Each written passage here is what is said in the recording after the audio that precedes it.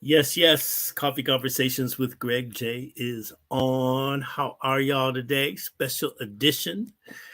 Normally we go Tuesdays and Thursdays, but our guest today is coming to us live from Accra, Ghana. And we're really excited about this conversation that we're about to have. We're going to talk about building bridges between Africa and African Americans, sharing history, informing one another of our related histories out there. Before we get into it, though, I want to thank all of y'all that came out to our opening reception for the Celebrating Black Excellence and Arts and Culture Experience.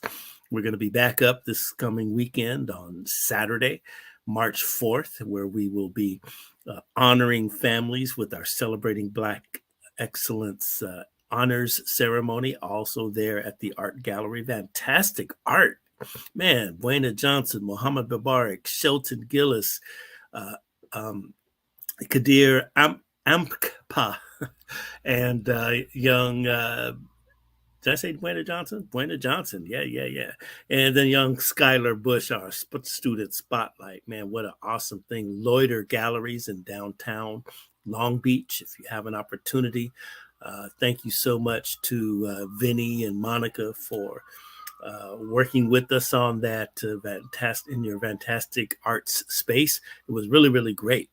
Shout out to the West Angeles Community Development Corporation for another, man, it's hard to believe it's 29 years of service to the community. We had the Unity Awards banquet on last Thursday, honoring Maxine Waters as Woman of the Year, Miguel Nunez as Man of the Year. It was really, really phenomenal. Good to see everybody. Good to chop it up with Congresswoman Maxine Waters. She'll be here on Coffee Conversation soon. Curran Price, Heather Hutt, just a lot of people who are friends and ready to come and share knowledge and uplift the community. And then, of course, shout out last week also to City of Inglewood for allowing us to produce their Black History Month Festival. Blocked off Market Street, brought some great artists, built a giant stage, concert sound, etc. Noel Gordine, the great Andrew Goucher as our music director. I mean, you know, the artist list goes on and on. You can go across our platforms and view those photos, view the videos that are happening. We're striving, y'all. This is what we're doing. We're uplifting culture. We're uplifting the arts. We're uplifting Blackness all across the world. And, you know, if you watch us, you know that we're about building bridges of music, arts, and culture with Mother Africa. You know that we just returned from Ghana after staying there a month and a half. A lot of you have followed our pictures and our exploits as we were there, just living the life among our brothers and sisters there in Ghana, West Africa. And I just met this gentleman through another KJLH alumni, Louise Foster. Shout out to Louise. What's going on, my sister? And thank you for introducing us to our guests this morning. I was trying to catch up with it while we were in Ghana, and, very busy, man. Of course, it was festive season. It was jumping off out there. Really, they really do celebrate the festive season on 10 out there. And so I was trying to catch up with it. But then as I was preparing for this, I was like, I did a little bit of homework, but I didn't do enough homework. He's a former member of parliament. Wow. He is just an advocate for arts and culture. He's been lecturing at major universities all across the United States on the subject of building bridges, sharing knowledge between Africa and African Americans. And, we are of like mind. And let me see if I can get him in here now. There he is. Good morning, sir. But it was good morning to us. Good afternoon from Ghana. Yes. What do you say? Akwaba. Akwaba. Good. Brother Kojo, man, first of all, thank you for coming on to Coffee Conversations with Greg J. Here, what we do is we have culturally relevant conversations in a very casual manner, but still compelling. And we want to make sure that our people are getting information. We're exposing our people to folks like yourself all across the globe, all across the nation here in the United States. And I'm honored, man, to have you here to chop it up with us. This is really, really great. Brother Kojo, I was looking on your bio there, and man, member of Parliament during Jerry Rawlings administration. It's so funny because I was just talking to Congresswoman Maxine Waters, and I was sharing with her that there's a friend of mine, and I'm telling her, we've been going to Ghana and all of this, and so she had not been to Ghana since her friend, Jerry Rawlings was the president there. And explain to us what is, because we hear a lot about Jerry Rawlings here in the United States. What's the difference between his administration and present day? First of all, he came through a revolution. He came through, if you like, a coup d'etat. But after a number of years, he committed himself to popular elections. Democracy was restored. He submitted himself as a candidate, and he won the elections. And he stayed up for another 8 years, which is what our Constitution says. And then he handed over to another leader. So that was Rawlings. And I worked under him not only as a member of Parliament, but also as a Minister of State. And he was that upright man. He was that strong leader. He had a sense of purpose. Up till now, nobody can fault Rawlings that he was a corrupt leader. He was hardworking. He was always looking for solutions to problems. And that's why people still miss him in Ghana. But he was quite a strong leader. If we're talking about the leader who is transformational, he's one of them that you can count in Ghana. Mm-hmm, mm-hmm, mm-hmm. It's so interesting now that Ghana is really active in calling her children home. It's like you had the year of return in 2019. You had, all I heard is when I was there this past December and January, it was really all about like, come home, children. Be a part of Ghana, help us build and everything. You calling the diaspora to West Africa. Why is that important? It's important because it also shows something that Ghana has returned to stability. Because one can think of the time of Rawlings and when we started Panafest, Pan-African Festival of Arts and Culture, which really was the start of bringing home people of African descent who were in the arts and culture, who could participate in the festival that was instituted at the time of Rawlings. Mm-hmm. That festival is still going on, and you just mentioned you are coming to a festival in June, July. Yeah, that started from there. But the 400th anniversary was kind of a worldwide event. Everybody wanted to know what really happened 400 years ago. And the message went so far that everybody of Black descent decided, let's go to Ghana to see what's going on. And I myself, having been chairman of Panafest for 10 years, was happy that we had that clarion call. And it still continues. The return activity still continues. Yeah, we're hearing like now beyond the return, and that's a really, really strong, slogan. And as we talk to people about traveling to Ghana, we explain to them the entire importance of beyond the return and what kind of, opportunity, what kind of peace that people will find when they come to Ghana. I want to ask you, Panafest. I didn't realize you were the chairperson. Now Louise did tell me that you were the chairperson of Panafest for quite some time, a whole decade. The question that we're getting all the time as we begin to tell people about we're going to Ghana for Panafest. What is it? What is Panafest? And why is it every 2 years? Yes. Okay. So Panafest stands for Pan-African Festival of Arts and Culture. It was started in 1992. It was created by a very prominent writer, female writer, whose husband, incidentally, was African American. Mm. The idea was, how can we bridge the gap? How can we pull the family together? Since the 1945, when the Du Bois and others in the Pan-Africanist Congress were saying, let's talk together as leaders. And again, after Kwame Nkrumah's overthrow in 1966, during which time we had a number of diasporans coming home to enter the universities, working in our hospitals, working as dentists in other professions. As soon as Kwame Nkrumah was overthrown, that enthusiasm to come back died down.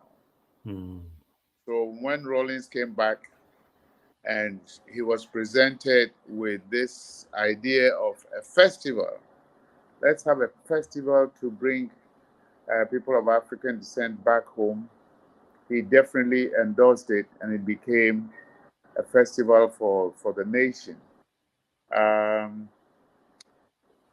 Mind you, there had been some attempts at festivals in Africa, one in Senegal in 1966.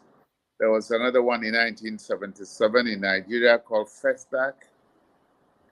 And this one in Ghana caught a lot of momentum. I think naturally because Ghana is seen as the heartbeat of Pan-Africanism.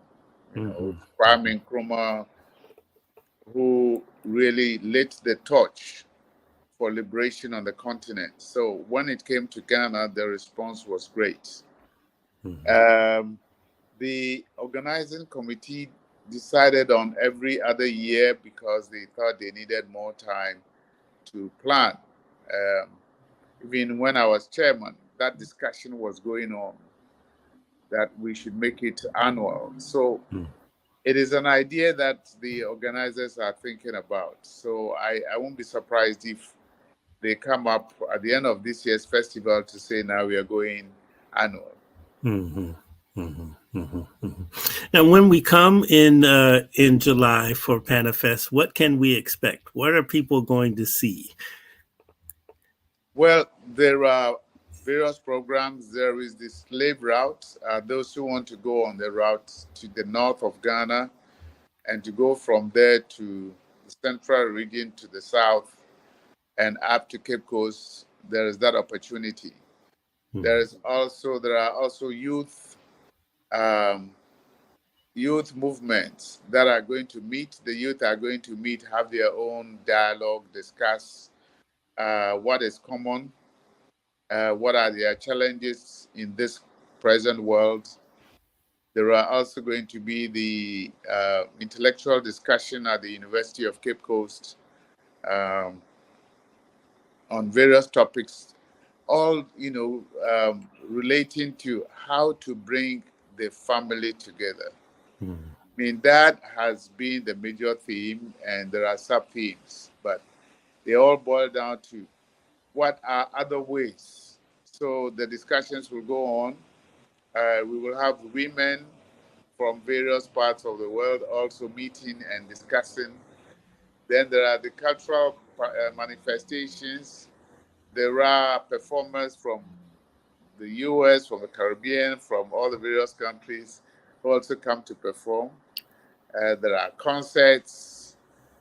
Some of them are even held in the in the courtyard of the slave dungeons. Oh, wow.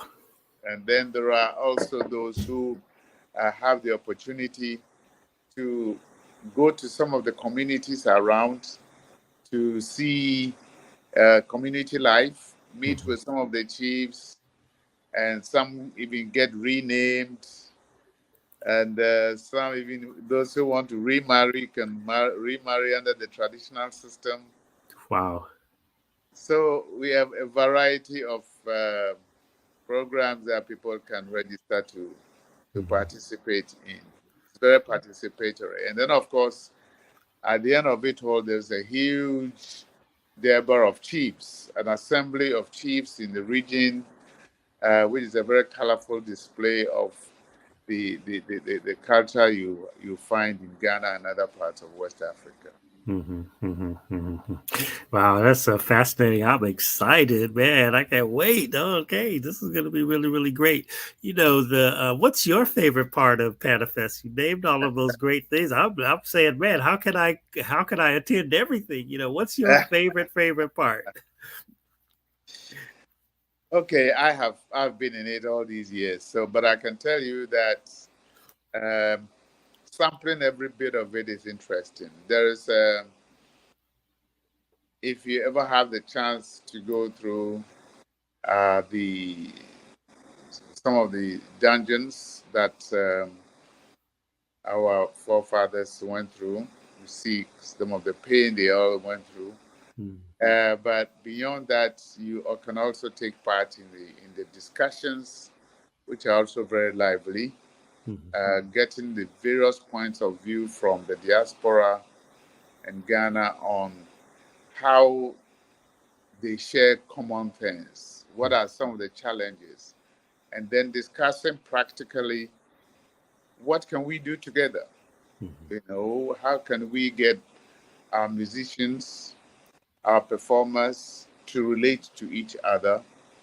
And how can we also extend the some of the benefits that we have both ways? Now, you now hear from the year or beyond the return program, a lot of investments coming in from African Americans, particularly who want to stay in Ghana, some who want to invest in Ghana.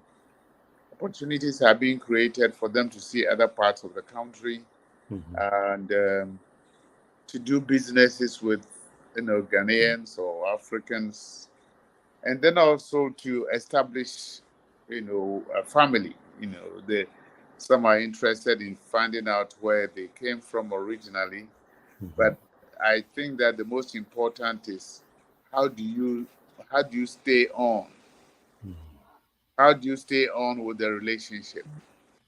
If you went to Elmina or Cape Coast, and I'm sure you must have seen a community of African Americans spreading, in that area and in some parts of the country as well, because most of them have decided to relocate. It will interest you to know that the Executive Secretary of Panafest, Rabbi Cohen, I started working with him in 1992, and he is married and staying in Ghana. He lives comfortably. He has a restaurant and a guest house overlooking the beach and ocean, and he will tell you that he does not miss much. Yeah, he loves Ghana, and so are many others who have resettled and are in Ghana. So the family thing is on, getting us to know that we were one family, we were just separated. It's interesting. I participated in the candlelight vigil that was led by Rabbi Cohen at the Cape Coast Castle. And Right. it was a phenomenal experience. And that brother right there really sets the tone for the reverence that we must show when we go into the dungeons. And he's that's a good man right there. Important guy to know. Hmm. Hmm. It's interesting. I can attest to the feeling of, when you come to Ghana, there is a deep sense in my spirit of that I'm home, right? And I really was not ready to get back after being there for more than a month. And even now, we find ourselves like, dang, man, I can't get used to being back, in the United States. And it's I think Ghana is a beautiful country, and what overwhelms me the most is the peace. It is very, very peaceful there. And I know that you were Minister of State. How does the nation of Ghana maintain such a peaceful circumstance? I think it's the nature of the people. And I must say that um, all over Africa, I mean, Africans are supposed to be very peaceful people. Mm-hmm. Um, and we are everywhere. Um, it's it's a whole lot of developments over the years that have made some countries look uh, less peaceful because certain values have entered our system that have made it uh, necessary for some people to rush to make money, to be greedy. There are certain values that were not African Mm-hmm. because we were a communal people. We lived for each other. Yes, we people want a good life, but we have not encouraged violence, Mm-hmm. in our system. So if you go to most of these countries in Africa that don't look as peaceful as Ghana looks in the cities, you go to the rural areas and people are still very peaceful and Mm-hmm. hospitable. So, but Ghana, I think we have gone through a whole lot of systems. We've gone through military coup d'etats. And I told you from the beginning that we have had peaceful political environment, and society is tolerates each other. We don't have religious intolerance. People tolerate each other's religion. People tolerate each other's political party, and we mind our own business. So that is Ghana. Yeah, disagreed, but we also disagree. But Mm-hmm. we, at the end of the day, we cherish the fact that this is one Ghana. And I must tell you, we learned a lot of this from the beginning, from Kwame Nkrumah, because we built a one nation, and it's I mean it's not common. I am originally from the central region, but I became a minister in the Ashanti region, and there was no problem with it. I was accepted just like any other Ghanaian. Elsewhere, they would have said, no, bring somebody from the region to become a regional minister. Mm-hmm. But I had a peaceful term. Mm-hmm. Mm-hmm. Wow, So something we cherish. the Ashanti Kingdom, that's where the gold is. Yes. Now, now, Kojo, let me ask you this now. I understand that you are building, developing, leading the effort for a Pan African museum. What is that? Tell us a little bit about that, and why is that important at this present time? Yeah, this is something that I have been planning for a long time. Hmm. You come to Ghana, or you've been to Ghana twice, and I have always thought for the past 20 years or more that I chaired Panafest. I worked with the Ghana Heritage Conservation Trust. I've seen the importance of preserving one's heritage. And I realized that traveling around the world, people of African descent face almost the same problem. They face injustice, they face discrimination at certain levels, We saw apartheid in South Africa. We see that the self-confidence of the ordinary African is low Mm. because certain pressures have taken away the confidence of the African. Colonialism was one, but long before colonialism, even those who left us, our kith and kin, were physically separated from us and mentally separated from us. And I thought about this whole term we call the door of no return. And I asked myself a couple of times, what does it mean? Did it mean that they should go and never return? Did somebody have that idea?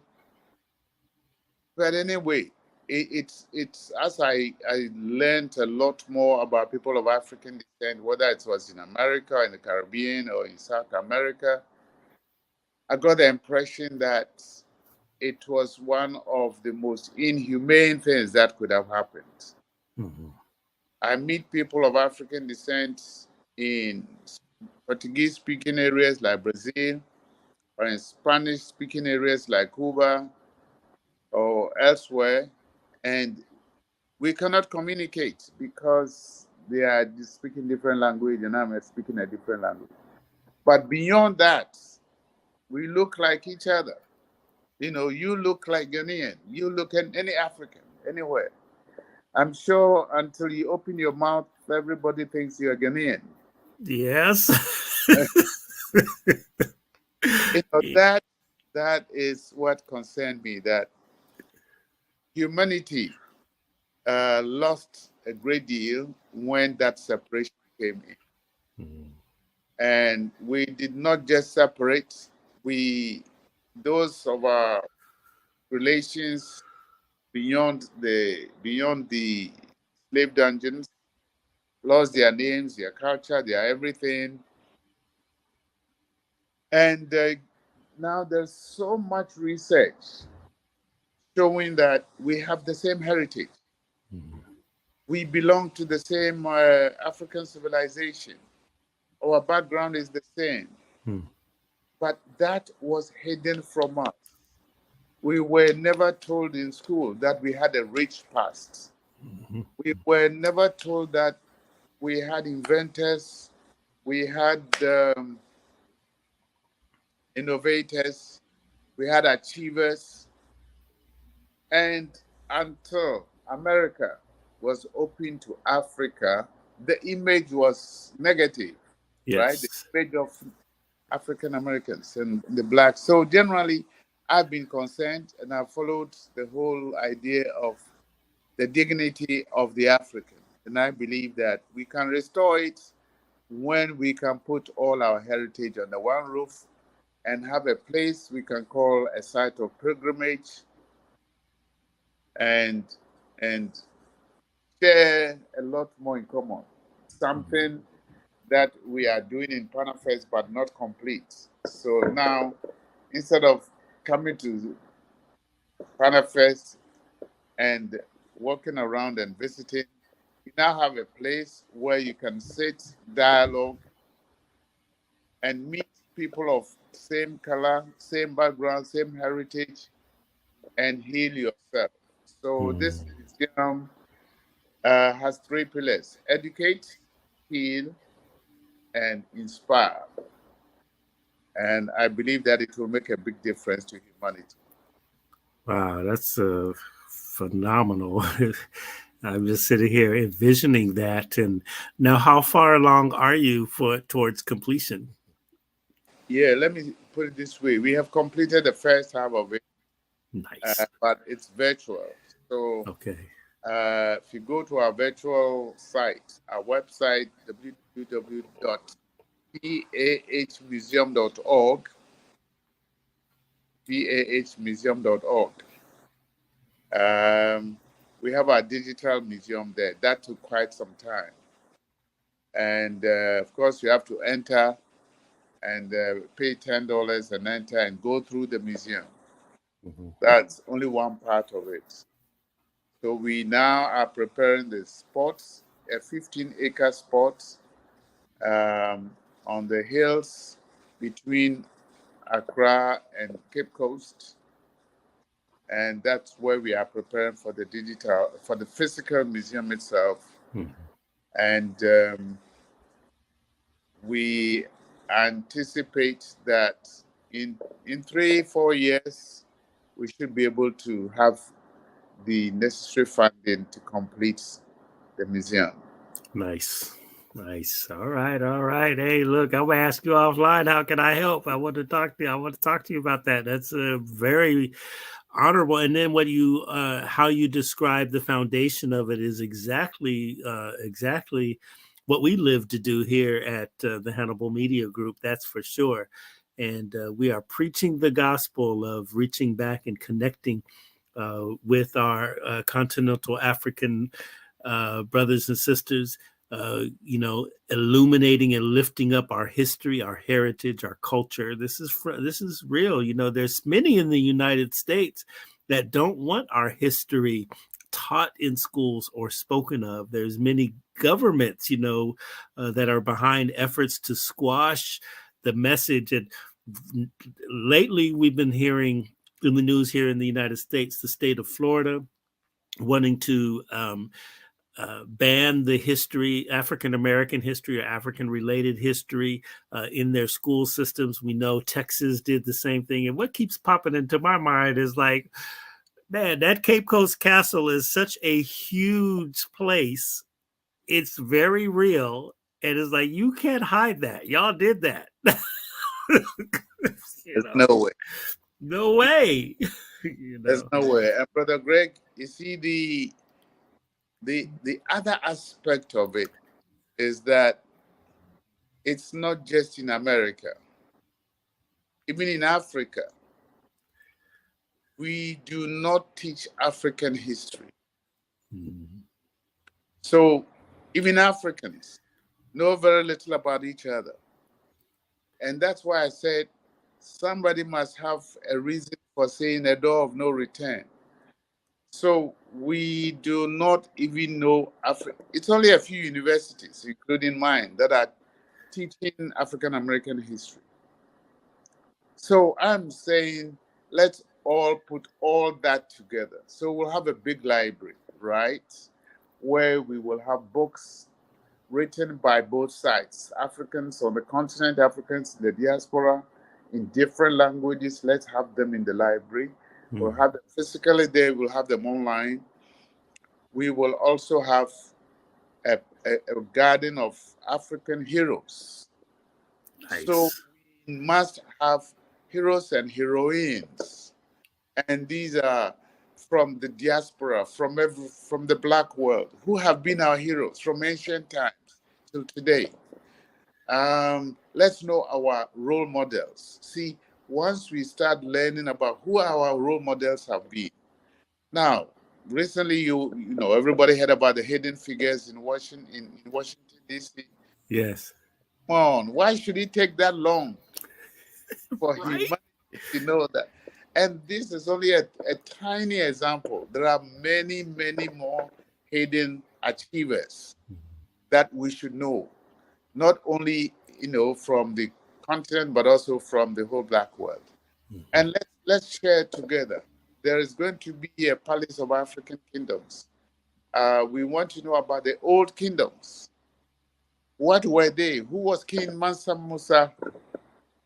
He's not just a statistic in history.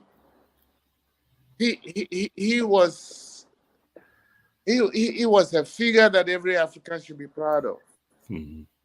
So that is the kind of thing that we want to bring together. So we have a 15-acre spot. So much is going to happen. There will be a conference hall. There will be festivals will be held there, and we will now see clearly that hey, you can't hide. No. Yeah, So that's that's right. what we want to bring together. That's why we need the help of every single person in Africa and the diaspora to help make sure that we build this museum because it's going to happen.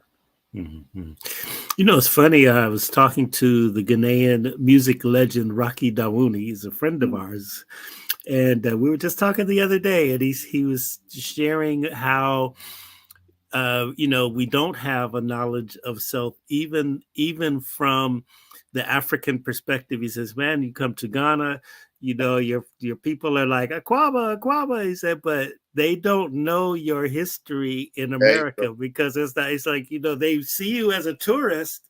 That's And it. you're bringing money and you're spending money and they're having a good time. He said, in New York, he said, you Americans are like, yo, my brother, but it is they don't know what we have gone through in America, and we So have to fix that. He was really adamant about it. He said, "Man, we have to fix that." it. That's it. That's it. Mm-hmm. Mm-hmm. Wow, it's So incredible. nobody knows what you've gone through. Nobody knows that they don't even understand Jim Crow. They don't understand the African Civil War. Nobody we teach Africans what you went through. Mm-hmm. And that's what I mean by that symbolic door of no return. It's like shutting you off from us. Mm-hmm. Now it's not possible. Mm-hmm. So we're Mm-hmm. bringing all that. All right. Well, shoot, Panafest is coming, y'all. Now, will you be at Panafest? Sure. Okay, I was trying to catch up with you when we were there. You sent me some beautiful pictures from. I think you were in Takrady. Yeah. You sent me some beautiful pictures, from that region. Now, did you go when they have the? I guess they have like a.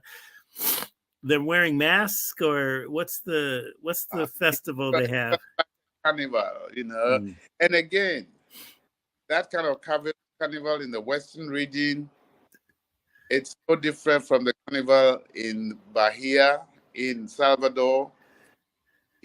It's Africans expressing themselves in a colorful way.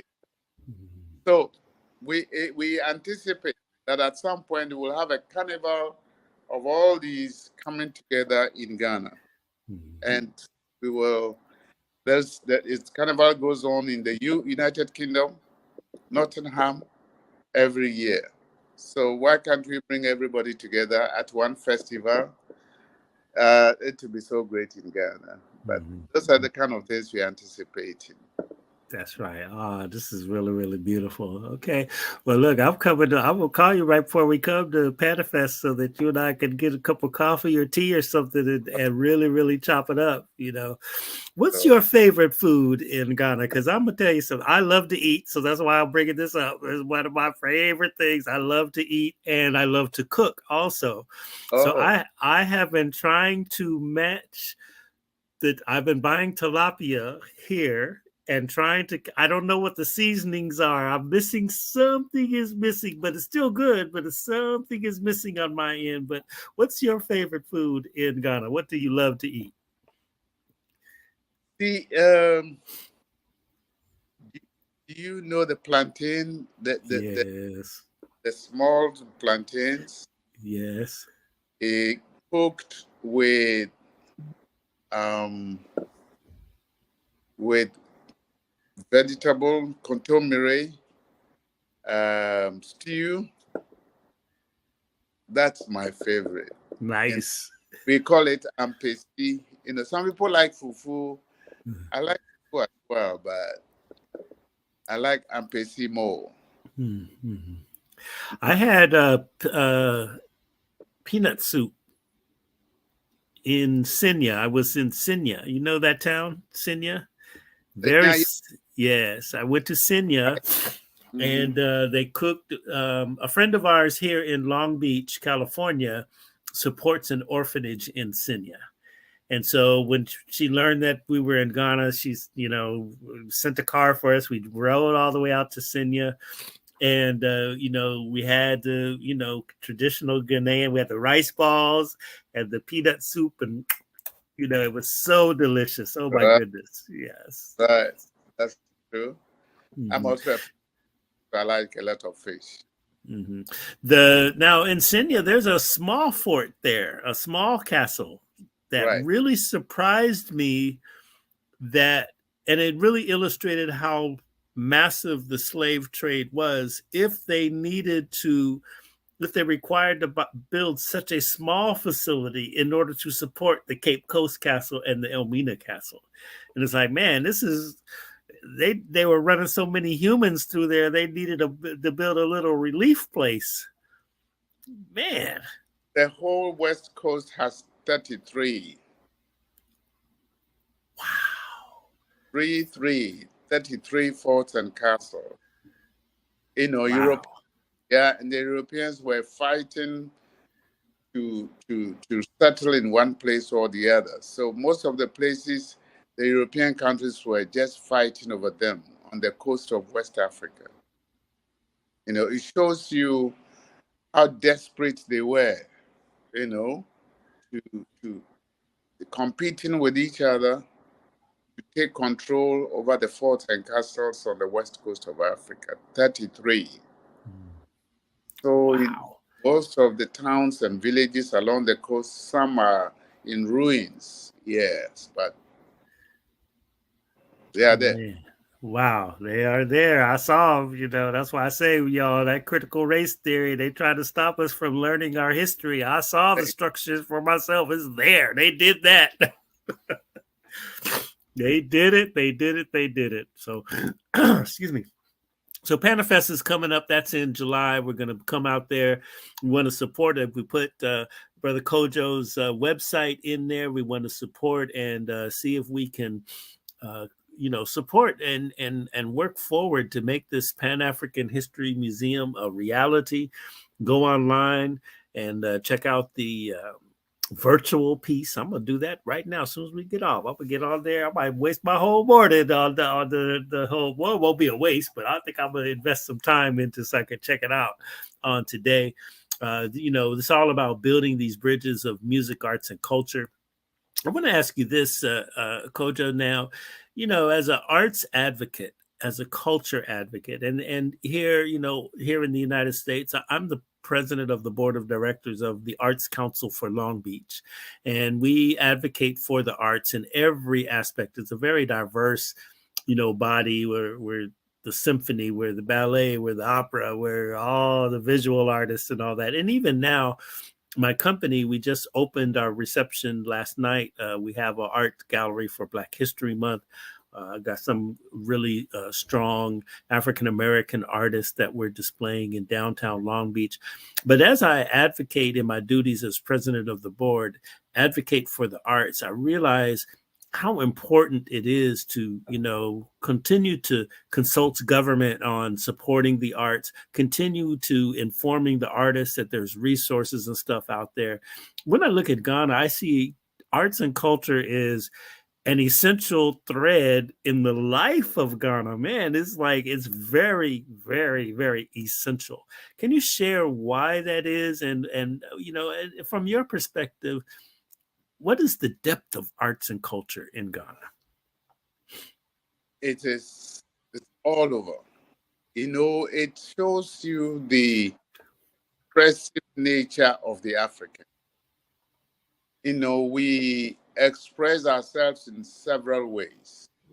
And it also shows how creative the ordinary African can be. I mean, go to all the villages and you do not expect people to have gone to school before they can create. Mm-hmm. So for me, creativity, arts, culture, they're expressions of the way people live. Now, we have a lot of proverbs in African languages, Mm-hmm. and they are all expressions of who we were. Now, a lot of the expressions are disappearing because of people reading so much other books like literature or the Bible or the Quran and so on and so forth. But those proverbs in local languages are they are the pearls of wisdom that guide our living on the continent. And almost every proverb has an artistic equivalent. It's interesting. Next time you're in Ghana, let me take you to some of the art, and of course you saw some of them already in the market. But those in the market have been created by other people and brought there for sale. When you really meet those in the villages who are creating them, that is where you ask them, why are you creating this piece of work? And they will tell you what it means, so that symbolic meanings are embedded in the way of speech, in the way of writing, in the way of expression of the people. And, Wow. we say government should help. Yeah, government has a lot more responsibilities. But what people mean is that they should give us, should give arts and crafts people the space to display their art, to display their craft, to, because the creative economy is also big, and giving the space, most people will find in the creative market instead of asking industries to spring up and so on, they can find jobs from their own creative works. That's interesting. Creative placekeeping should be the central. That's what we call that, creative placekeeping. Wow. Man, Mr. Kojo, this is good stuff. I can keep you on here for the rest of the day. But we have so much to talk about, and but our time is winding down here on Coffee Conversations with Greg J. But I'm gonna just say a few things to the people, and I'd like you to just stay on after we sign off, because I have a couple of questions for you real quick. But any last words you want to say to the folks? Just to say to your viewers and listeners that it has been part of my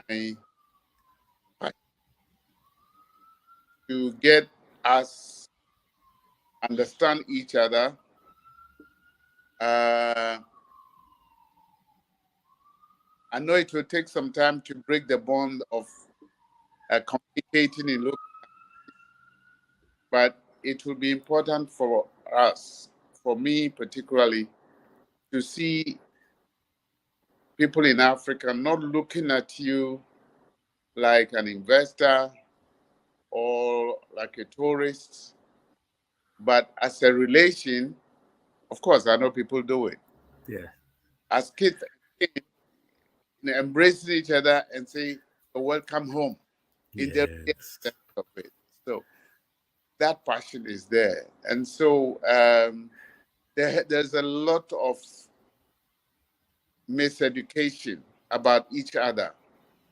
So I would tell your listeners and your viewers that kind of miseducation should be behind us. We should all be positive about wanting to know about each other and coming together, because not only will our self-confidence go up, our strength will also go up, and we will take our rightful place in the global world. Yes, man, I agree with that 200%. I mean, man, that's really the work of life right now in our world, and I'm so happy to meet someone of like mind there. Over there in Ghana, and we'll see you at the July. Yeah, we're coming over there. I'm bringing some folks now. I'm bringing some good uh, well, everybody's of substance, but people of substance, if you know what I mean. So yes, good. You can catch this broadcast on our Facebook pages, Coffee Conversations with Greg J, Columbus Song Coffee Company, just wherever on Facebook you can find me. You can find this particular conversation. We're also on YouTube, so like and subscribe on there. We're on LinkedIn. We're going to repurpose it, the audio, and come out with the audio podcast wherever you get your favorite podcasts. I'm saying iHeart, Spotify, Apple, Google. Just come on, just type it in there. Coffee Conversations with Greg J. And just keep your mind on Africa, man. Support arts and culture. Understand that we are definitely about building these bridges of music, arts, and culture. And we're just thankful to Brother Kojo for coming on with us and kicking some knowledge. Oh my goodness, what a fascinating conversation. Yeah, so that's what's going on there. And remember, y'all, love one another. Love one another. Love one another. Peace and blessings.